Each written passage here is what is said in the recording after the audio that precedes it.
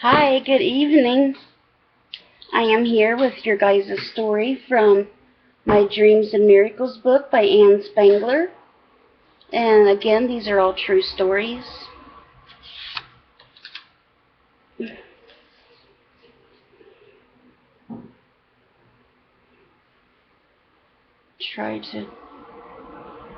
Should put my glasses on.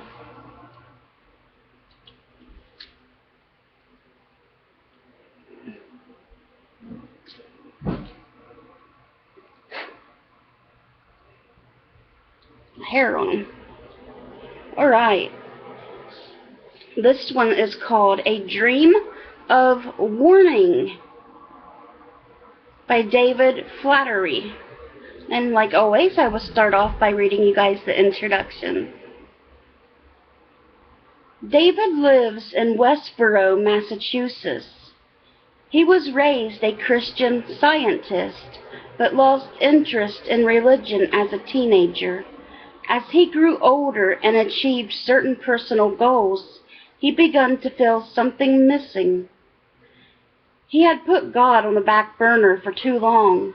Maybe it was time to start paying attention to the spiritual side of life.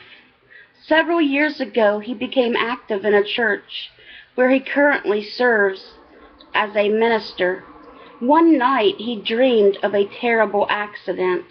He walked away from the wreck, but his aunt was thrown from the car. Her body lay motionless in the middle of the road. He wondered whether to warn her. Now, fix my glasses. Now let's get into David's story. I dreamed that my wife and I were riding in the back seat of a car in Worcester, Massachusetts, traveling along Route 122A. I remember the exact location because it passed by a restaurant we frequented once or twice a year. Other than that, we never ventured into that area. My uncle was driving and my aunt was in the passenger seat. All of a sudden, a red pickup cut us off and we were forced to swerve to the right, crashing into a parked car. Auntie flew through the front windshield and was lying in the road in front of the car. While emergency technicians performed CPR, I didn't know whether she was dead or alive. The rest of us sustained only minor injuries because we had been wearing seat belts. The dream was so vivid that I can still picture it. It made me wonder whether my aunt was even ready to die. The rest of our family were people of very deep faith, but I really wasn't sure what she thought about God. She didn't attend church regularly and hardly ever received communion. As a minister, this really bothered me. When I told her about the dream, I felt compelled to tell her she needed to make a choice. Either she should start wearing her seatbelt or she should go back to church. Doing both would be best. She heard me out but seemed a little embarrassed. I did notice, however, that she attended church more frequently in the months that followed. Fortunately, neither she nor I had much reason to drive anywhere near the location where I had dreamed the accident occurred. About a year after the dream, my wife went into the hospital to deliver our youngest child, but there were complications and she was transferred to a different hospital in order to deliver the baby. You guessed it. The new hospital was located close to where I had dreamed the accident occurred.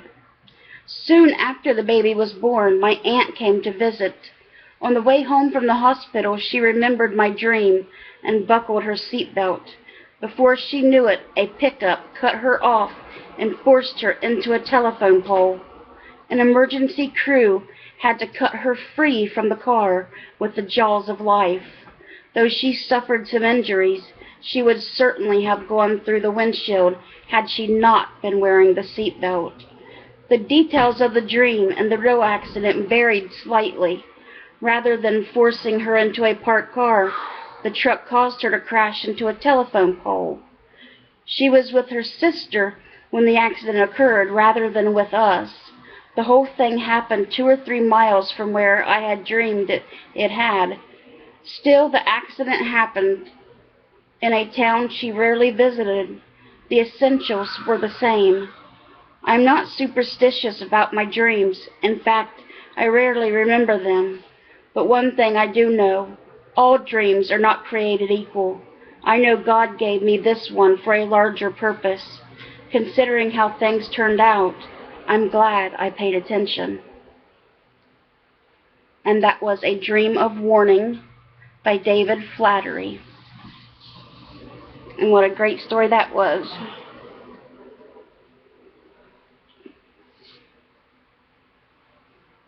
I'd say David's aunt was a very lucky woman. And hopefully since then she's accepted God into her life and been saved, I hope. That would be the best thing that came out of it at all. So what a good story, guys. The next story will be What Billy Knew by Ethel Lindbach. That sounds interesting. But that was today's story, A Dream of Warning by David Flaherty. And I hope you guys enjoyed it. And God willing, I'll see you guys again tomorrow with What Billy Knew. So I hope you guys have a great rest of your weekend. Let's bring those souls to Jesus. And God willing, I'll see you all tomorrow. Bye, guys. God bless.